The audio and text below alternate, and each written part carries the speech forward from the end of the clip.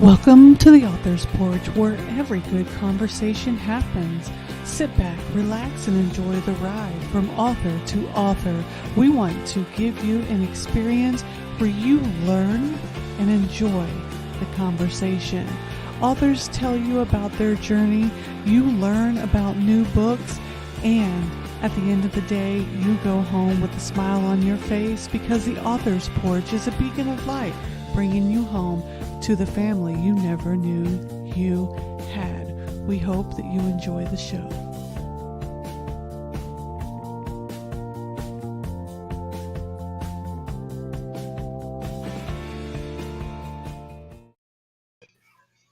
Hey everybody, welcome to the Author's Porch, where every great conversation happens.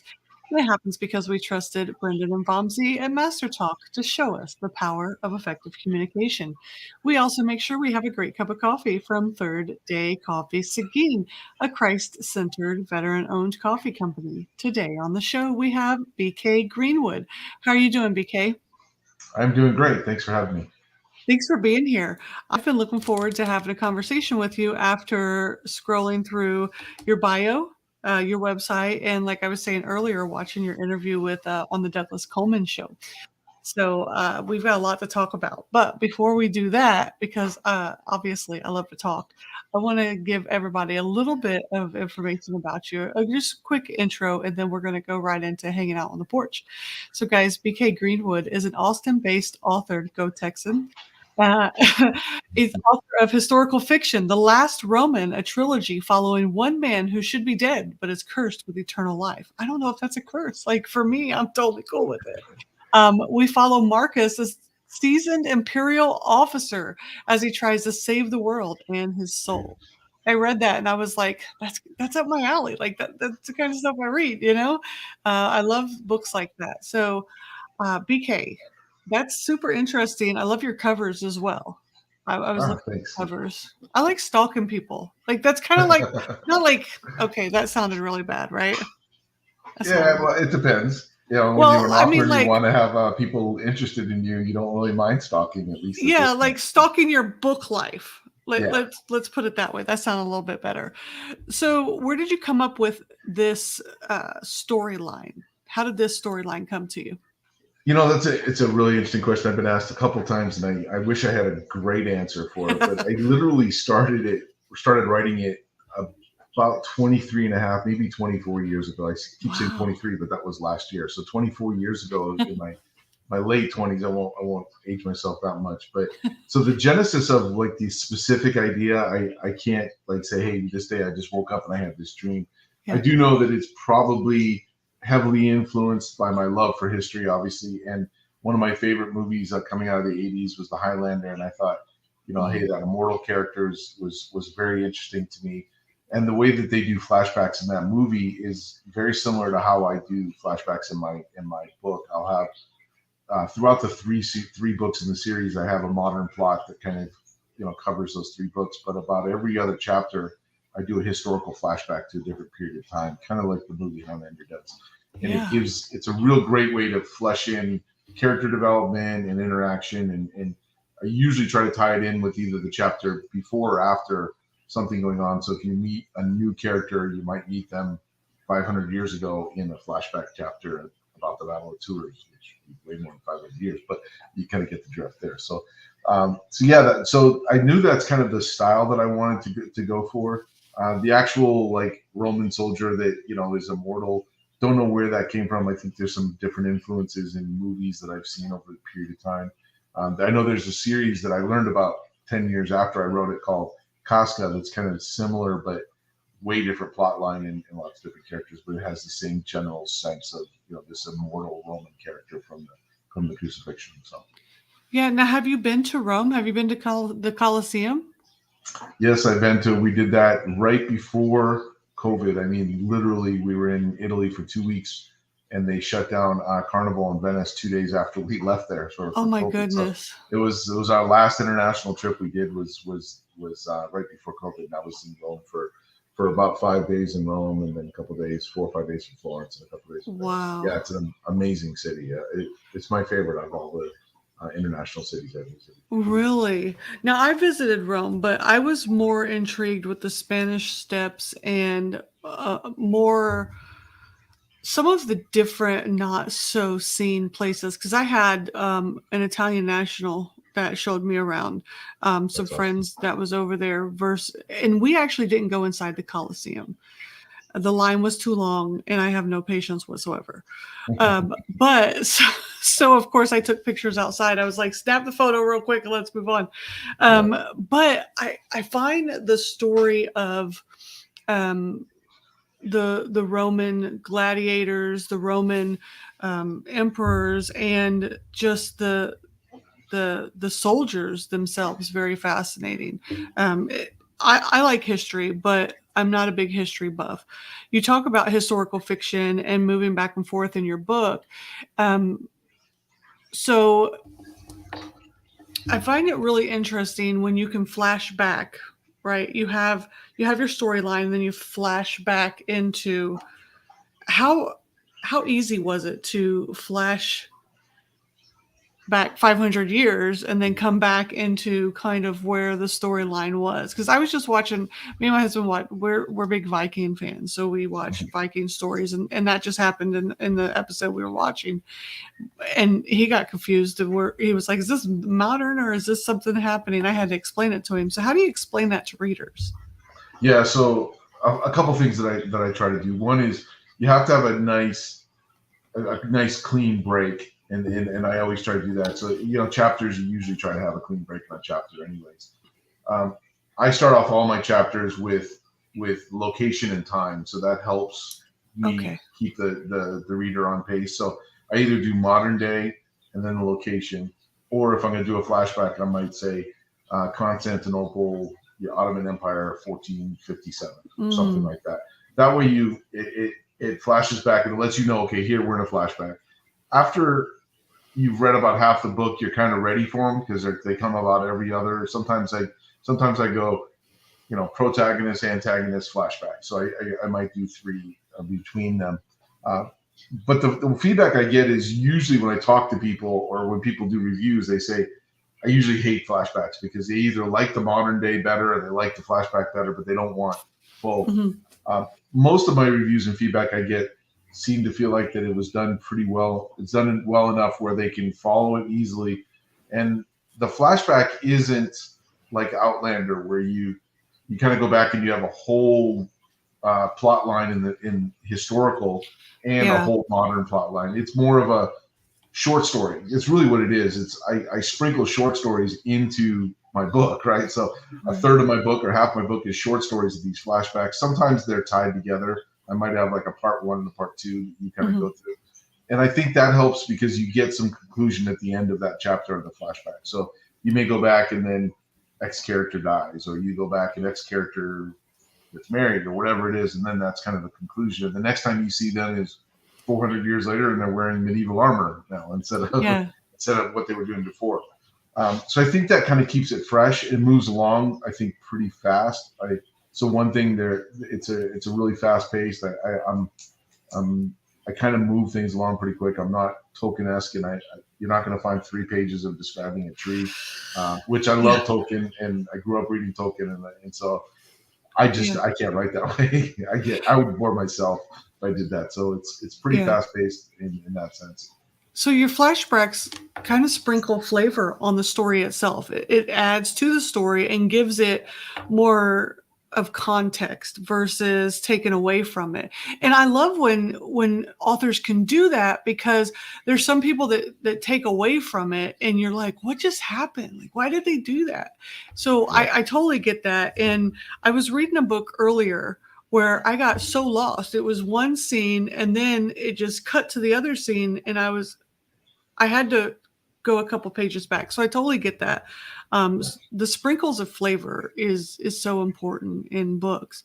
And one of the things that you talk about, and even on your website as well, and in your bio, you say that reading was kind of a way of escapism when you were a child because you moved around so much. And it was an escapism for me as well. And you said you grew up on Tolkien and stuff like that. What was some of your favorite stories growing up? Excuse me, I've got a little bit of a cough here from a couple weeks ago. I think one of my favorite authors growing up, and hence the stories, was Edgar Rice Burroughs, who wrote the Tarzan series, and then he wrote, John Carter of Mars, and some other series. I'm sure he's the Center of the Earth and so forth. I think that was him. And so he was really good at telling the story, excuse me, action based, really fleshing out the character through action and through kind of interaction with other characters. So that was one of my favorites growing up. Mhm. And then I would just read a bunch of history books, like boring old history books, like autobiographies about fighter pilots in World War II, or books about the Revolutionary War and so forth. So I was pretty far across the board doing just about everything you could imagine when a kid did that. So lots of influences: science fiction, Isaac Asimov, fantasy with Tolkien, just anything you can imagine I would get my hands on. I was pretty voracious, and I wasn't really picky on a certain topic, so I kind of liked it all. Yeah. Now, you grew up reading, and then you started writing these books, I guess, kind of in your head, a little bit on paper, or maybe on a computer, because I don't know if anyone writes on paper anymore. Some people do. I've seen people writing on, taking pictures of my story on my tablet and stuff. But you started doing this over 20 years ago. You said these stories came to you and you started working on them.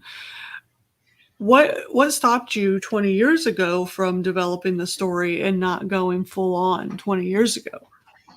Yeah, it's a good question. I probably finished the novel, and I use air quotes to say finished the novel, after about 3 or 4 years. It was much different story, very different ending, much bigger story. Like I would say the first book is right around, all my books are right around 80,000 words. That's kind of my sweet spot, I think, where I Wow. kind of feel like I deliver what my story to my character. My first draft was probably 120,000 words, so it was significantly larger, much more Tolkien-esque, and I was younger, more amateur writer, so I thought I had to describe what a sunset really looked like, because nobody could describe a sunset like I could. And now I kind of say, hey, it looks like a sunset. It's a special one.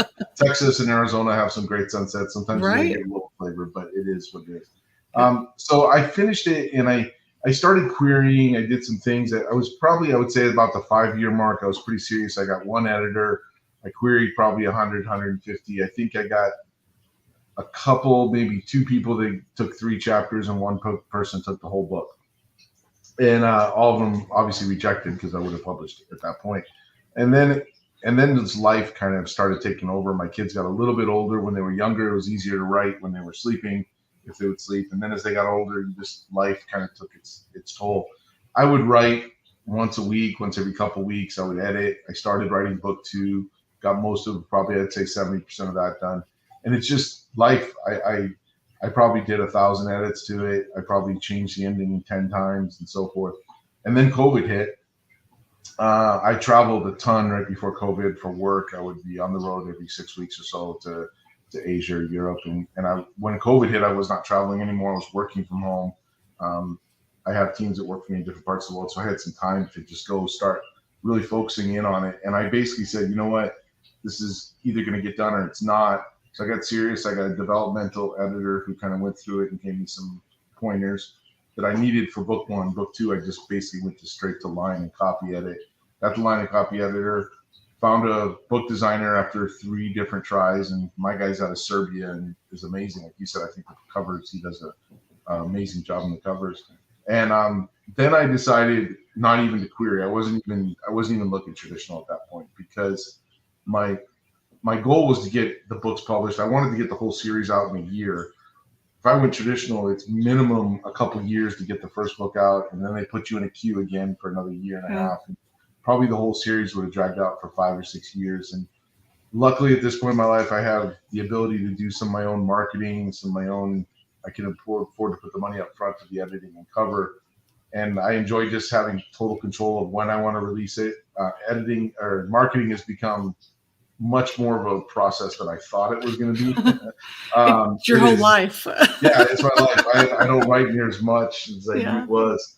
But it's fun. It's interesting. I like learning about new things. I like learning how Facebook ads work, or don't work or go stale. I mean, you can have a week of just really good responses to Facebook ads, and then you don't understand why nobody Yeah.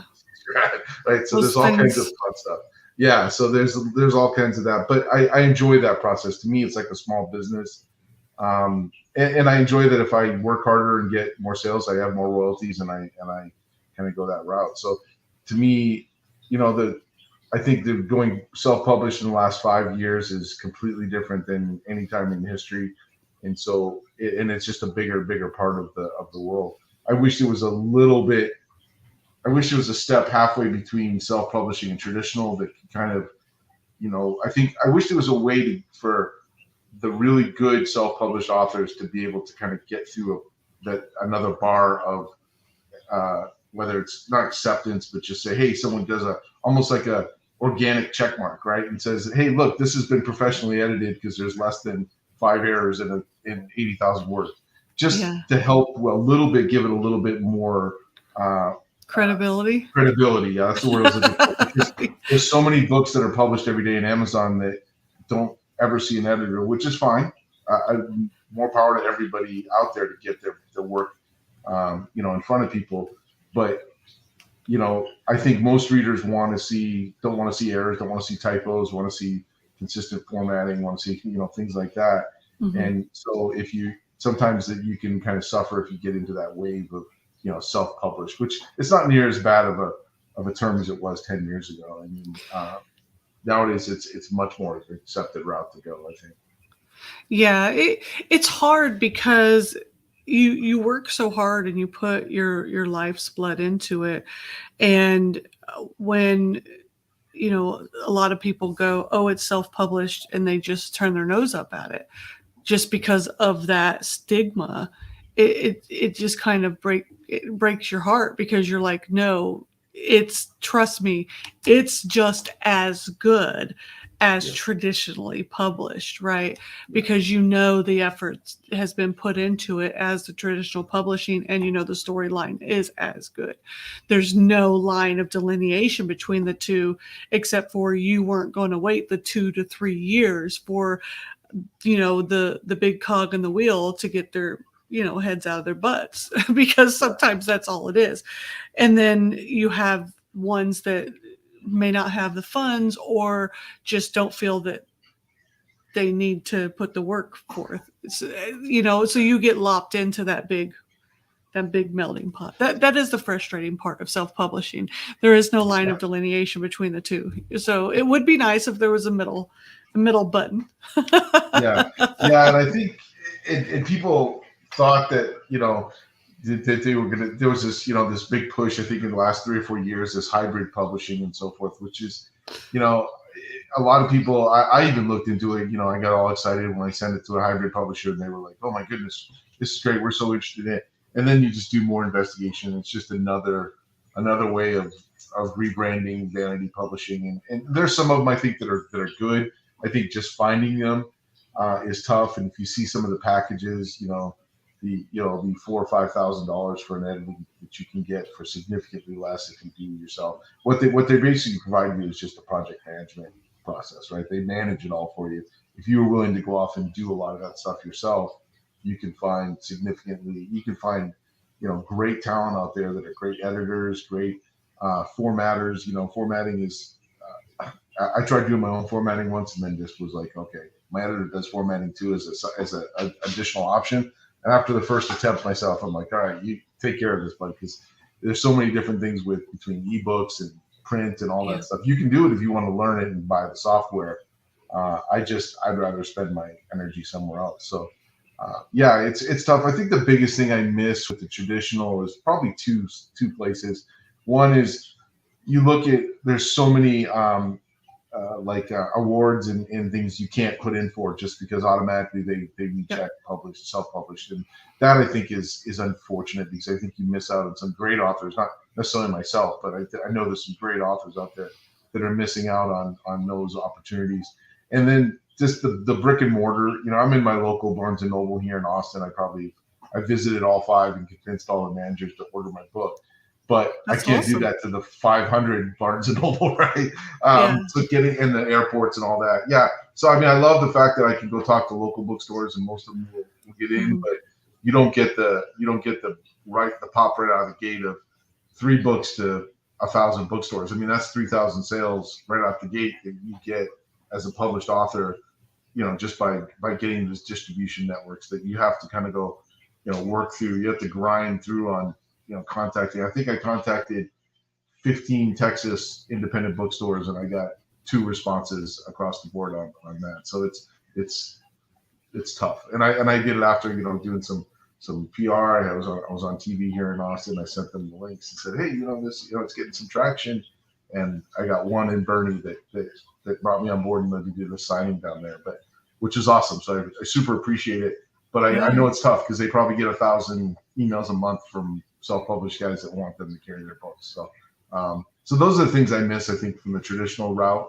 And there's no saying, maybe someday I might take one of my series traditional just to kind of do a little bit of both, because then all of a sudden your backlog that you have available becomes available to anybody who buys it through the traditional route. So you kind of get the best of both worlds. And that may be an option I do someday as well.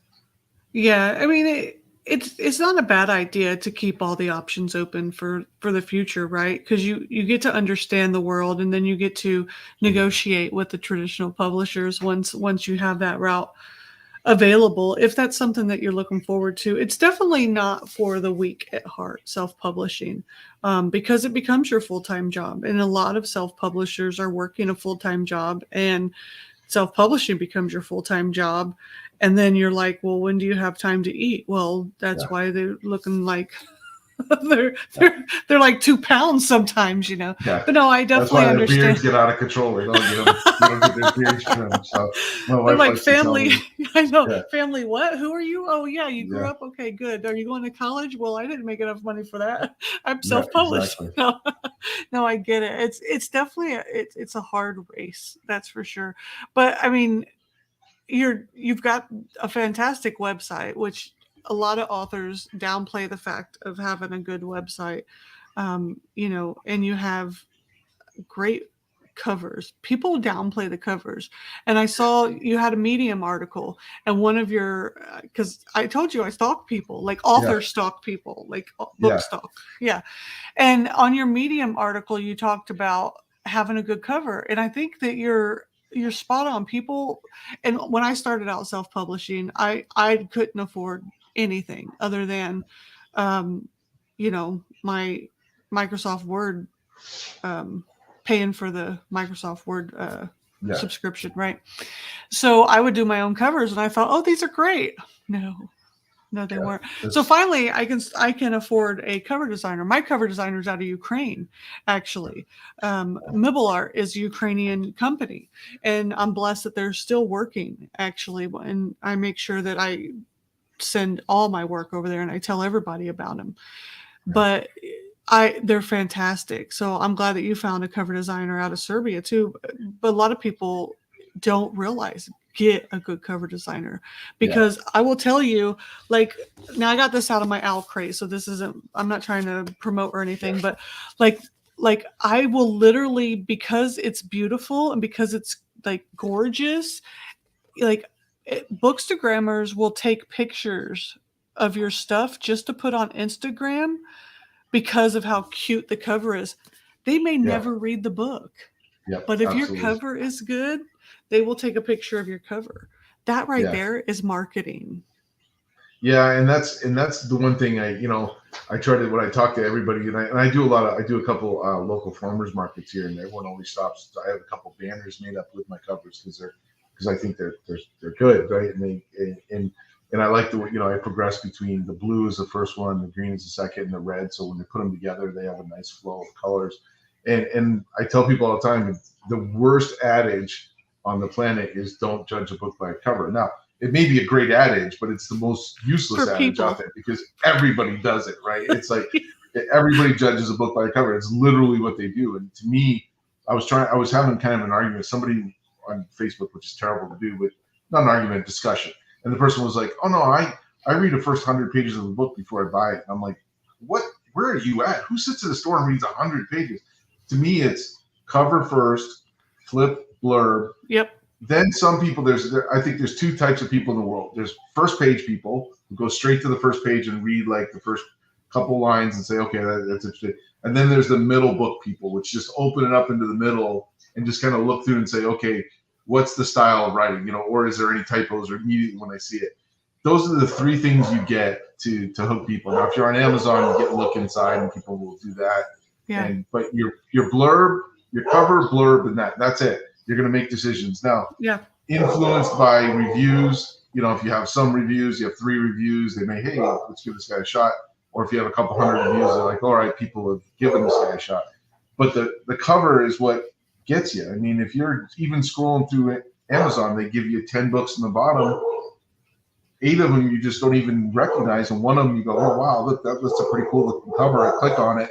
May never buy it, but at least it gets you to the page. And so, the first 2 that I did were not great, and that's why I kept looking till I got this guy. And he, in 24 hours, I sent him my vision, and he had sent back 95% of what my first covers looked like. And I said, all right, that's my guy. I do the same with Mibble art. It's like I can give them, I just tell them this is what these are the things that I'm thinking, and just come up with something that is, something like in my vision, and they knock it out of the park. And when you can have a cover designer, literally, I'm not telling them the elements. I'm saying, this is my story.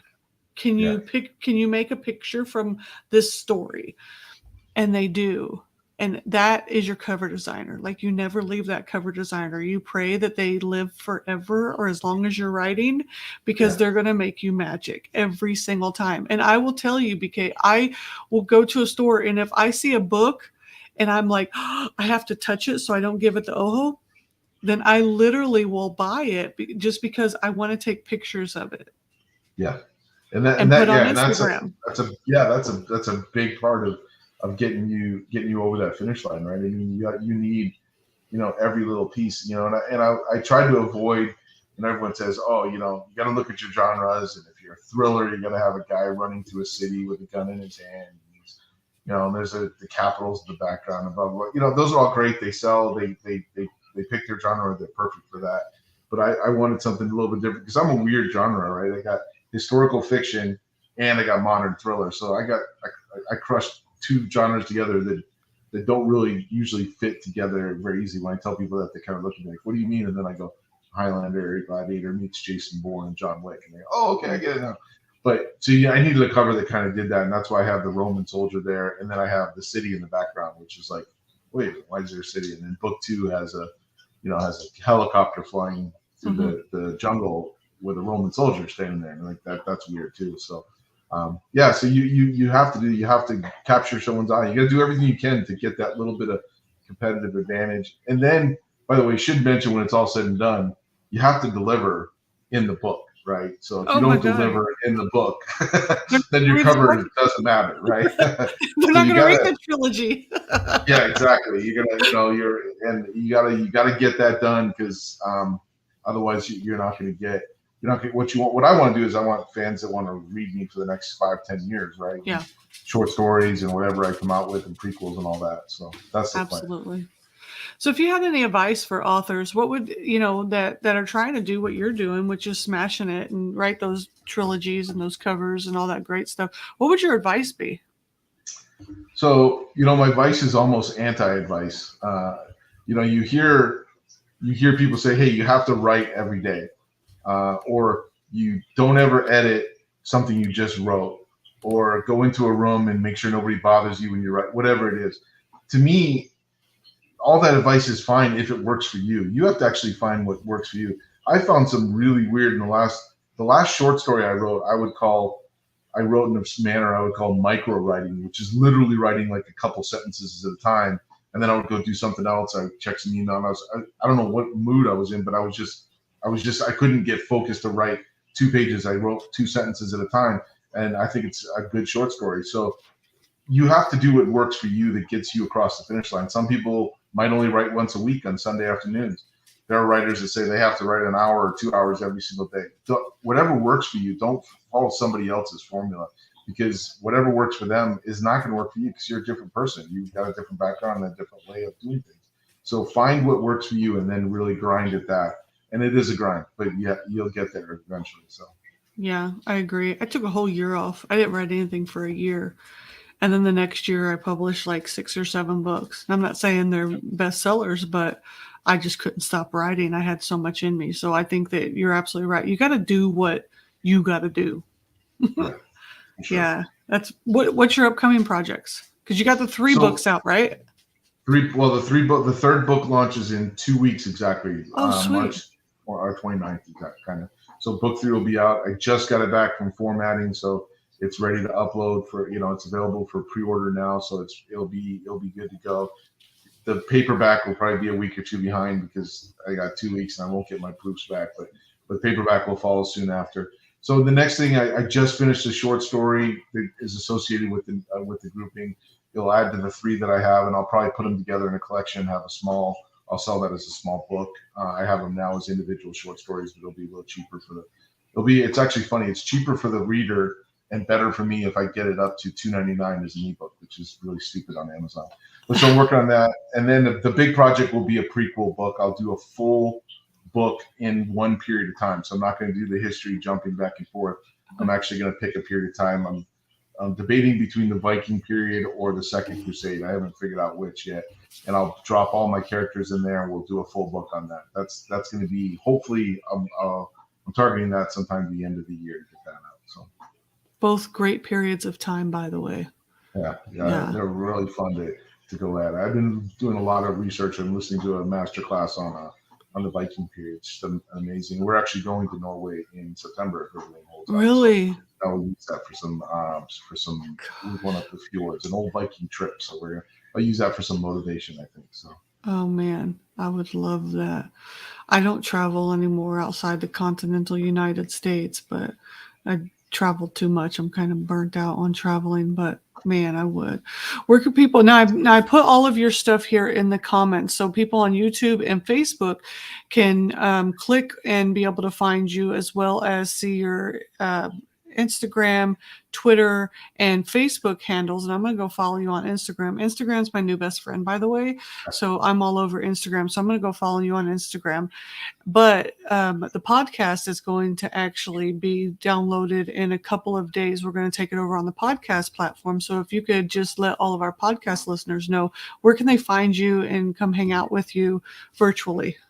You don't want everyone at your house. Place. Yeah, probably the best place is bkgreenwood.com. Just real simple, one word.com, bkgreenwood.com. There you can find my links to all the books. You can find about me, links to reviews, options for purchasing, or some other, this eventually I'll put this onto the website as well. So there'll be a link to here and to some other interviews I've done. And then I also have a link on there for other authors that I've collaborated with that we've done beta reading and ARC reading for. So I have 3 or 4 that are really good on there as well. So you can check those out. The website should give you everything you need to know right in there if you're interested. Lots of options. And if you do order from the website, I do sign all the books and send them out. I'd like to put a plug out for all authors. I think if you feel comfortable, order their books directly from them if they have that option. They make a lot higher royalty than you do if you go through the Amazon or anybody else. So it's a nice little plug. When you get a direct order, it's always a nice little smile because it's usually like getting 2 or 3 orders through Amazon. So it's nice. That is true. Absolutely. Well, I've had a great time talking to you, BK, and I'm glad that you came on our show and shared with our audience the wonderful books that you write and the background in you and what you do. And I love talking to fellow Texans. I'm a transplanted Texan myself, but I always love talking to Texans because there's a reason why I've spent the past, since I was 19-ish, on and off since I was 19 in Texas, because Texas is a great country in the world, right? Yeah.